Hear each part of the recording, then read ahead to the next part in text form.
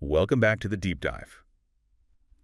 I want to start today by asking you to do something a little bit weird. I want you to close your eyes just for a second. Okay. Now, imagine you're sitting on your couch watching your absolute favorite movie. Maybe it's a high-octane action sequence with cars flying everywhere. Got it. Or maybe you're watching the finals of the World Cup and the tension is just palpable. I see. I'm picturing it. I'm seeing the screen, the whole setup. Now, imagine that instead of just staring at that flat rectangle on your wall, you lean forward, you can tilt your head to the left and actually look around the main actor. You can see who is standing behind the referee. You can stand up, walk over to the TV, and essentially step inside the video. We are talking about the holy grail of display technology here. I mean, this is the dream of free viewpoint television or, truly immersive, volumetric virtual reality. Exactly. It's the dream of finally breaking the fourth wall, quite literally. It's that Matrix bullet time effect, but live, broadcast right into your living room, and it's totally under your control. Now, we aren't quite there yet for the average consumer. You can't just buy this at the electronics store today, but we are inching closer. Every single day. And today, we are diving into a piece of research that tackles one of the biggest, messiest, most frustrating hurdles in making that dream a reality. And surprisingly, the hurdle isn't just about building better cameras. We have great cameras. The hurdle is about how computers, how they understand space. Specifically, it's about a concept called depth estimation. Right. Today, we're unpacking a fascinating paper titled Point-to-Block Matching and Depth Estimation. It comes to us from a team of researchers at the Poznań University of Technology in Poland, specifically Dawid Milak, Dominika Kloska, and Magdalena Wuniak. And let me tell you, what they've found is one of those, why didn't we think of this sooner kind of solutions. It really is. They've taken a hard look at how computers match images to create 3D models and realized that sometimes, trying to be absolutely perfect is actually the wrong approach. Sometimes to get the right answer, you need to be a little bit fuzzy. I love that concept, precision through fuzziness. It sounds like a total paradox, but by the end of this hour, I think everyone listening is going to understand exactly why it works. I think so too. But before we get to the solution, we need to set the stage. We need to understand the technical backbone of all this 3D wizardry. You mentioned depth estimation. Let's break that down for everyone. Sure. So think about how a normal video works. It records color, red, green, blue. It tells you what looks like what. Okay, simple enough. But for a computer to generate a 3D view, to let you look around that referee, it needs to know the geometry of the scene. It's not enough to know that a pixel is red. The computer needs to know, is this red pixel the nose of a person standing 1 meter away? Or is it a stop sign 100 meters down the road? Exactly. Or is it a red car parked 50 meters away? It needs a z-axis. It needs to understand distance. Precisely. It creates what we call a depth map. And if you visualize it, it usually looks like a grayscale video. Right. So white is close, black is far away, something like that. That's the idea, yeah. Objects that are close to the camera, like your hand, if you hold it up, might appear bright white. As you go further back, things turn gray, and the background it fades into pitch black. And if you have that depth map, that grayscale video, and you pair it with the color video, then you can mathematically reconstruct the scene. You have everything you need to look at it from a new angle. Okay, so the depth map is the blueprint. It's the structural integrity of the 3D world.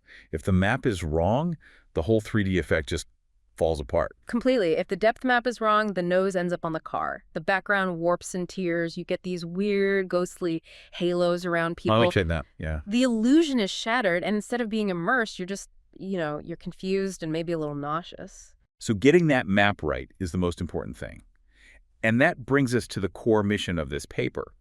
These researchers weren't working in a perfect lab environment with unlimited budget and, uncompressed raw data. No, not at all. They wanted to solve this problem for the real world, specifically for video that has been compressed, squeezed, and streamed over the internet. That is a crucial distinction. It's relatively easy to make 3D look good when you have a supercomputer and raw footage straight from a cinema camera. Sure, under ideal conditions. But that's not how we watch things. We stream. We use Netflix, YouTube, Zoom. It's all compressed. And as we'll find out, that compression creates a massive headache for 3D processing.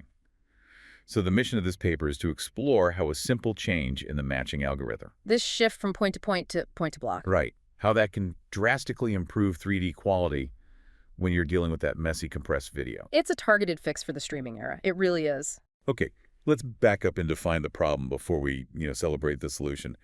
Why is depth estimation so hard? I mean, I have two eyes, you have two eyes. We do this instantly. Right. I look at my coffee cup. I know how far away it is. I don't have to do calculus. Why does a supercomputer struggle with this? It all comes down to something called interview correspondence. That's the fancy term. That's the fancy term. But the logic is stereo vision, just like our eyes. So imagine you hold your finger up in front of your face. Okay. Now close your left eye, then your right. Your finger seems to jump back and forth against the background, right? Right. The background stays mostly still, but the finger moves. If I bring the finger closer to my nose, the jump is even bigger. Exactly. That jump is called parallax. The closer the object, the bigger the jump. Okay, makes sense. The computer uses two cameras, let's call them camera A and camera B, placed slightly apart. It looks at a pixel in camera A, let's say the tip of your finger, and then it has to hunt through the image from camera B to find that exact same spot. Once it finds the match, it measures the distance between them, the disparity, and from that, it can calculate the depth. Simple trigonometry, really. So the whole system, the entire foundation, relies on the computer being able to say, pixel X in this image is the exact same thing as pixel Y in that image. Yes. It is a matching game. Where did this pixel go? And if the images are perfect, it's just a math problem. But they're not perfect. They are never perfect. And that is where the villain of our story enters. Compression. Let's talk about compression. We usually think of it as just making files smaller so they download faster. I mean, that's what it does, right? It does make files smaller, but it does so by throwing away information. Think of uncompressed video like a pristine, high-resolution photograph. Every detail is sharp, every eyelash is distinct. Got it. The raw file. Now think of compressed video like a low-quality stream as a photocopy of that photograph. Or a photocopy of a photocopy. Exactly. It looks a bit smudgy, the lines aren't as crisp, you get those little blocky squares sometimes, the artifact. You know exactly what you're talking about. And the paper explicitly discusses this. They show examples from a sequence called fencing. Wow. In the uncompressed version, the edges of the fencers against the background are sharp.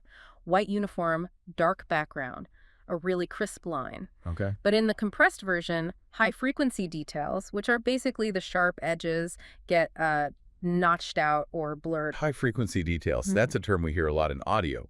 But in video, it just means sharp changes in contrast, right? Yeah. An edge. Right. A smooth blue sky is low frequency because the color changes slowly. An edge, where white meets black instantly, is high frequency.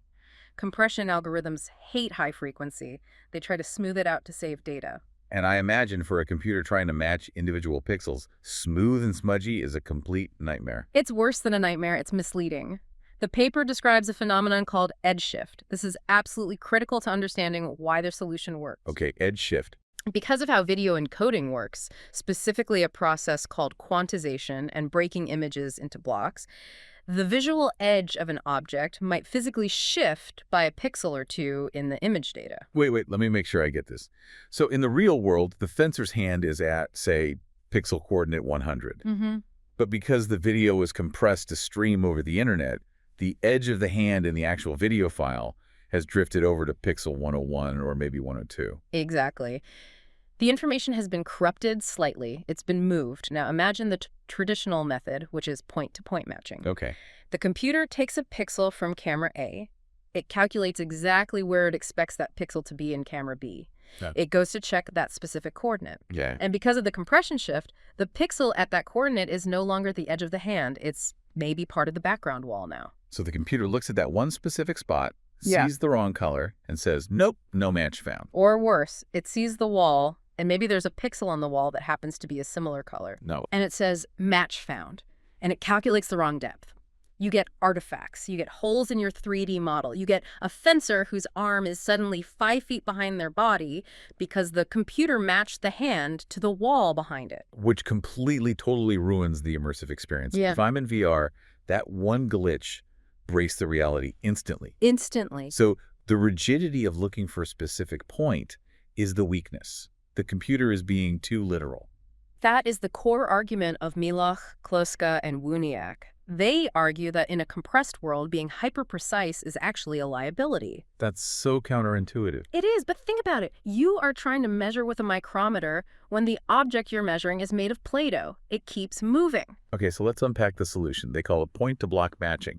I feel like the name gives a pretty big hint, but walk us through the logic. How does this fix the drift? So we just established that the old way is point-to-point. The question is, does pixel X in camera 1 match pixel X in camera 2? It's a yes or no question. Binary. Very binary, high stakes, pass or fail. The new way point-to-block changes the question. It asks, does pixel X in camera 1 match any pixel inside a small neighborhood surrounding pixel X in camera 2? Ah, okay, so it's giving the computer some wiggle room. It's not just looking at the target, it's scanning the immediate area. Exactly. It creates a degree of freedom. Let's say we use a block size of 3 by 3 pixels. That's a tiny little grid. 9 pixels total. 9 pixels.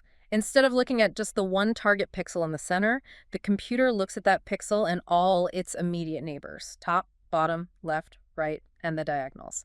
It compares the original pixel to all 9 of those options. And if the compression shifted the edge of the table by 1 pixel to the left, the block method finds it. it says, hey, I found the match. It's not exactly where I thought it would be. It's right here, just slightly next door. Precisely. It picks the winner from that block, the one with the lowest error or the highest similarity, and it uses that for the depth calculation.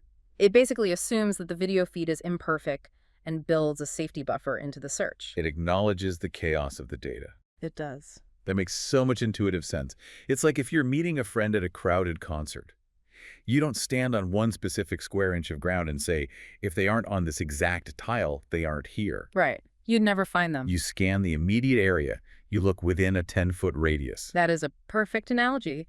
You scan the crowd within a radius, and if your friend is 2 steps to the left, you still find them. The traditional method would say friend not found. The block method says friend found at offset -2. And the paper discusses this mathematically. I saw those equations in the notes. Yeah. Equation 1 and 2.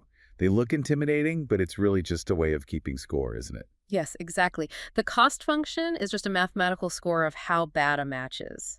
You want the lowest cost, which means the colors are most similar. Okay. In the traditional method, you calculate the cost once for the target pixel. In point-to-block, if you use a block of size r, you calculate the similarity r squared times. So for a 3 by 3 block, you do the math 9 times. For a 5 by 5 block, 25 times. Does that slow things down? Right. I mean, doing 9 times the work or 25 times the work sounds computationally expensive. Yeah. We want this to be fast, right? For live video.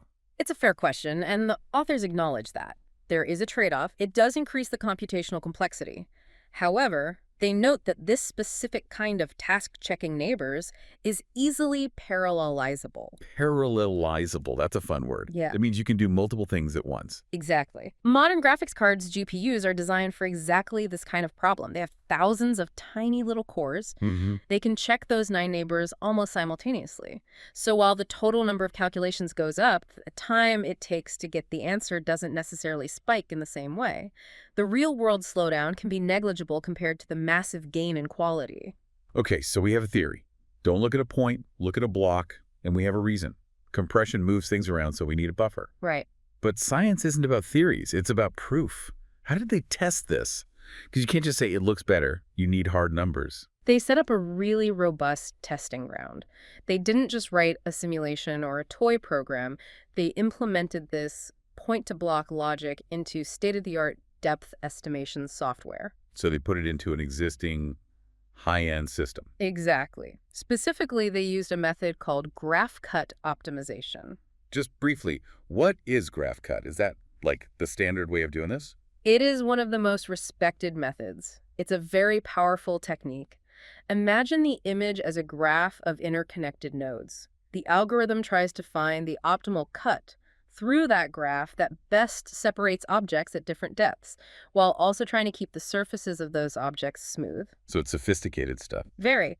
By integrating their block matching into that, they were testing their idea against the best of the best. And they threw a lot of variables at it. They didn't just run one video and call it a day. No, they wanted to bracket. They wanted to see exactly where this method shines and, maybe where it might fail. They tested 10 different configurations in total. Run us through those variables. What were they tweaking? Well, first, naturally, was compression. This was key. They tested low compression, which is near lossless, basically perfect quality. The ideal scenario. Then medium, and then high compression. This is crucial because their whole hypothesis is that this fixes compression errors. If it works on uncompressed video but fails on compressed video, the hypothesis is wrong. Right. And if it works really well on high compression, that's a huge win for streaming companies like Netflix or Twitch. Absolutely. Then they looked at resolution, but not in the way you might think, like 1080p versus 4K. They used something called superpixels. They tested 5,000 superpixels versus 100,000. Quick definition again, what is a superpixel? A superpixel is just a grouping of regular pixels that share similar colors or properties. It's a way of simplifying the image for the computer to process. Yeah. Instead of processing 2 million pixels individually, you can group them into little islands of color, maybe 5,000 islands. It just makes the math much, much faster. Got it. It's an efficiency trick.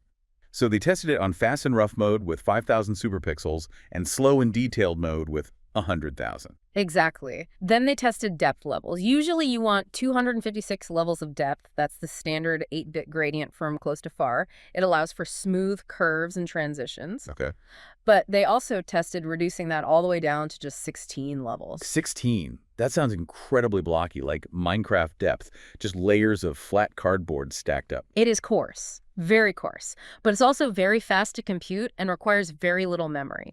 They wanted to see if this method could help lower-end systems like a mobile phone or a Raspberry Pi that might not have the memory for a full 256 levels. Smart. And the last variable? And finally, they tested camera count, using all of the available cameras in the dataset versus using only 20% or 70% of them. So they are squeezing the system from every possible angle. Less data, less quality, fewer cameras, rougher depth calculations. Exactly. It's a proper stress test. They wanted to see if the block matching held up when the conditions got really tough. Now, how do they measure success? You mentioned earlier that we don't always have a perfect depth map to compare against. If I go film a street corner, I don't know the exact millimeter distance to every single brick on the wall. Right. That's the key problem with natural video. If you go out and film a street scene with regular video cameras, you don't magically have a LiDAR laser scan of the street to check your math against. So for these natural video sequences, we don't have the ground truth. So how do they know if their 3D model is any good? How do they generate a score? They use a proxy metric. It's called IVPSNR. Which stands for? Immersive Video Peak Signal-to-Noise Ratio. And here is the clever part. They take their estimated depth map and use it to synthesize a virtual view. Okay. They basically ask the computer, okay, if this depth map is correct, what would the camera see from this exact new angle? And they place that virtual camera in the exact same spot as one of the real cameras they didn't use for the calculation. Exactly. Let's say they have views from camera 1, 2, and 3. They take the view from camera 1 and camera 3, calculate the depth, and then try to mathematically recreate the view of camera 2. Okay. Then they compare the fake image generated from the depth map against the real image that was actually captured by camera 2. Yeah, it's brilliant. If the depth map is accurate, the fake image should look exactly like the real image. Yes. If the depth map is perfect, the pixels align perfectly. If the depth map is wrong, the pixels will be in the wrong places, maybe shifted left or right. And when you subtract the two images, you get a high error score. The PSNR value goes down. That is clever. It's checking your work by working backward. If my answer is right, my prediction should match reality. It's the standard way to validate these things when you're out in the wild without a multi-million-dollar laser scanning rig. Okay, let's meet the cast of characters. The video sequences. They didn't just use one video, they used a variety of scenes to test different kinds of problems. Yes, and the variety is really important because different scenes have completely different visual challenges. First, we have car park and street. Okay. These are your bread and butter outdoor natural scenes. Cars, buildings, pavement, standard textures, lots of straight lines, pretty good lighting. This is the baseline. The everyday scenario. Then we have fencing. This one is tricky. You've got fast motion, two people lunging at each other, very complex edges where the white uniform meets the dark background. And the background in fencing is usually kind of busy, right? You've got crowds, banners, that sort of thing. Often, yes. And the camera setup for that one was non-planar, which just means the cameras weren't in a simple straight line. They were in an arc. That makes the math a bit harder. Yeah. Then we have frog. Just a frog. A frog. But the key characteristic of the frog sequence isn't the animal. It is noise. Noise. It had significantly higher video noise, that sort of graininess, than the other sequences. The paper mentions the standard deviation of the noise was more than double some of the other clips. Okay, so that's a good test for how it handles bad cameras or low light conditions. Exactly. And finally, painter. This is a studio scene, but the really unique thing about it was the camera setup. It was a matrix. Think of a grid of cameras, like a wall of eyes, maybe a 3x3 or 4x4 grid of lenses, all pointing at the same subject. It's very dense, very structured. Very. Okay, so we have the standard street, the fast athlete, the noisy frog, and the studio matrix. A good lineup. Let's dive into the results. What happened when they unleashed point-to-block matching on the street sequence? The street sequence was the clear winner. This was the poster child for their method. If you look at Table 7 in the paper, they saw huge gains up to 3 decibels, or dB, in quality improvement. For people like me who don't speak decibel, is 3 dB a lot? Is that a big deal? In the world of signal processing, a 3 dB gain is massive. It's a logarithmic scale. A 0.5 dB gain is nice. A 1 dB gain is significant. A 3 dB gain is a completely different tier of quality. It's the difference between a blurry, artifact-ridden image and a sharp one. So what did that actually look like visually? Could you see the improvement? Oh, absolutely. They included difference maps in the paper. These are images that just show where the errors are. Right. In the standard method, the edges of the cars and the outlines of the buildings were all lit up with bright white error pixels. The computer was really struggling to find the edge of the car hood versus the street. With point-to-block, those errors largely vanished. The map just went dark, which means the error was gone. And why did it work so well there specifically? Because a street scene has exactly the kind of features that get messed up by compression. You have strong, distinct edges and textures, the lines of the building, the edges of the car, but those edges are very susceptible to that compression shift we talked about. I see. The block matching successfully grabbed those shifting edges and snapped them back into alignment. It compensated for the encoding errors perfectly. So for typical outdoor scenes, this is a slam dunk. Score 1 for the block method. Now, what about the frog? You said it was noisy. This was a fascinating result, and maybe a little unexpected. As I mentioned, the frog sequence had a very high standard deviation of noise, real-world camera grain. Here, the point-to-block method acted almost like an accidental noise filter. How so? How does looking at a block remove noise? Well, imagine you're trying to match a specific green pixel on the frog's back, but because of noise, that specific pixel in the other camera's view has a speck of static on it. It's gray, not green. So point-to-point fails. Yeah. It looks at the one spot and says green does not equal gray. Mismatch. Exactly. But point-to-block looks at the neighbors. It sees the gray speck in the center, but it also sees a perfectly good green pixel right next to it in that 3x3 block. And it picks the green one. It picks the green one. It basically steps over the noise to find the signal. It's not fooled by the single bad pixel. That is really cool. So it's robust against bad video quality and bad compression. Yes, but with a nuance. Yeah. The paper notes that when they applied high compression to the already noisy frog video, the benefit sort of changed character. Why? What happened? Because high compression tends to smooth out noise anyway, the encoder blurs the grain to save space. It's a form of denoising itself. So the denoising benefit of the algorithm became less important, and the compression fix benefit took over. It just goes to show how interconnected the video codec and the 3D algorithm really are. They're constantly influencing each other. That's a really cool interaction. It's like the compression did the first pass of cleaning, so the block matching could focus on the alignment. Okay, let's talk about the fencing match. Fast motion, complex edges. This one really validated their main hypothesis. In the fencing sequence, the method provided the most significant gains, specifically when the input views were compressed. Okay. When they used the uncompressed, perfect quality video for fencing, the gains were smaller. Still there, but smaller. Because there were no compression errors to fix in the first place. Exactly. But as soon as they cranked up the compression making, those edges on the uniforms jagged and shifted. The point-to-block method shone. It outperformed the standard method by a huge margin. It's a tool that is specifically designed to repair broken video. It is. It validates that the problem they set out to solve, these compression artifacts, is exactly what this tool solves best. Exactly. It confirms that the degree of freedom, that little search window, is solving the specific artifacts introduced by the encoder. It's a perfect fit. Okay, so far it sounds like a miracle cure. It works on normal streets, it works on noisy frogs, it works on fast-moving fencers. But you mentioned an outlier. The painter sequence. What went wrong there? Right. Painter was the only sequence where the quality decreased in almost all of their tests. You can see it in Table 6. Oh, wow. It actually made things worse. That's surprising. It did. The numbers dropped. And the expert analysis, the theory, is that it's because of that unique camera setup. The Painter sequence used that light field arrangement, a very dense matrix of cameras. And what does that mean for the math, for the matching? In a dense matrix like that, the geometric relationship between cameras is incredibly precise and very, very tight.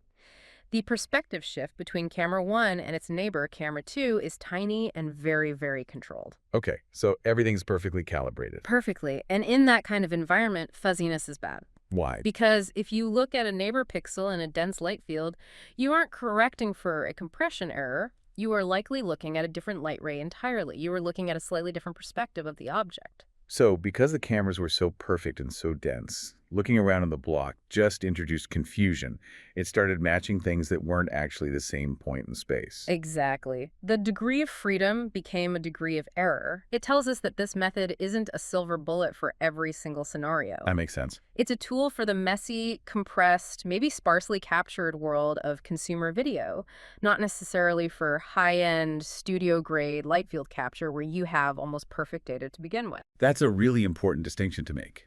It's a solution for the real world, for streaming, for webcams, for phones, not necessarily for the pristine environment of a laboratory. Spot on.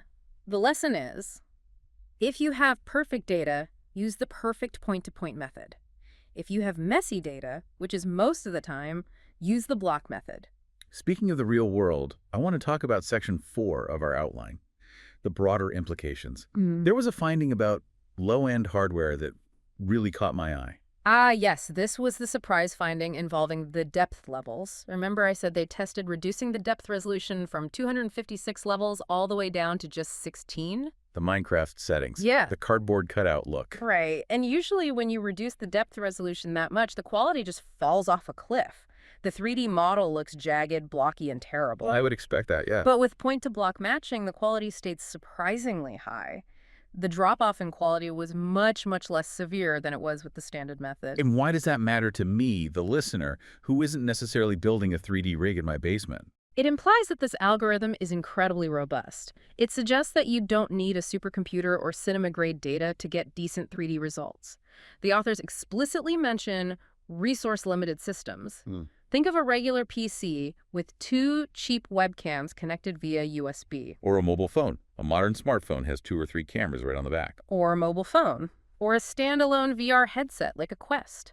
These systems effectively have low resolution in terms of depth processing power. They just can't handle checking 256 depth levels for every single pixel in real time. Good. This research shows that by using block matching, you can get high-quality 3D output from these cheap, low-power setups. It democratizes the technology. That is huge. It means you don't need a $50,000 camera rig to do volumetric capture. You might just need good software and a couple of webcams. It dramatically lowers the barrier to entry. And that leads directly into the future of streaming video, MPEG and VR. The paper mentions MIV, MPEG, immersive video. I've heard of MPEG for MP3s and MP4s. Is this the next generation of that? Yes. We are on the cusp of a new standard. Currently, when we stream video, we just send flat 2D images. The future standard, MIV, is designed for 6 degrees of freedom. It's designed to let you move around inside the video. And how does this paper, this point-to-block idea, fit into that new standard? There is a profile in the new MIV standard called geometry absent. Geometry absent. That sounds ominous, like battery missing. Light chuckle. It just means that the server doesn't send the depth map. Sending high-quality depth maps for every camera view takes up a huge amount of bandwidth. More data than the video itself, probably. We often, yes. Bandwidth we just don't have for mass-market streaming. So the standard allows the server to just send the video streams. It is up to the client, your VR headset, your TV, your phone, to calculate the depth on the fly. I see. So the server at Netflix or Disney says, here's the video from a few different angles. You figure out the 3D. Exactly. And now think about the implications of that. Because that video is coming over the internet, it will be compressed, it will be messy, it will have those edge shifts we've been talking about. Right. It's going to be imperfect. This is where point-to-block matching becomes the perfect candidate for those client-side decoders. It is tailor-made to take that incoming, imperfect stream and generate a stable, clean 3D depth map so you can look around without the world glitching out and making you sick. It's the missing link for streaming VR. It feels like it anyway. It really is. It bridges that gap between the messy transmission pipeline that we have to live with and the clean, stable experience that the user demands. It creates the robustness needed for consumer adoption. It's fascinating how a small mathematical tweak, just checking a 3x3 block instead of a single point, can have such a massive ripple effect on the entire industry. It's not just about math. No, it's about enabling a whole new medium. It's a classic engineering lesson. We started with this idea of pixel-perfect matching, the ideal mathematical approach, but we realize the real world is messy. Video compression's messy, cameras are noisy. Right. The theory was too clean for the reality. And by accepting that messiness, by allowing the computer to search a neighborhood, we actually got a more accurate, more robust result. So what does this all mean for us? Where is this all going? It means better VR is coming faster than we thought. It means clearer free viewpoint TV. It means that computer vision systems in, say, self-driving cars or security cameras can be more robust, even if their camera feeds are grainy or heavily compressed. It makes the machine vision systems of the world more tolerant of errors. A great way to put it. I like that. Tolerant of errors. We could all probably use a bit more of that. It brings us to a final thought. We spend so much time in technology, and in life, honestly, trying to be hyper-precise, trying to find the exact answer, the exact match, the exact pixel. But this paper suggests that sometimes close enough isn't just acceptable, it's actually better. That's the paradox, isn't it? In a distorted world, flexibility yields better accuracy than rigidity.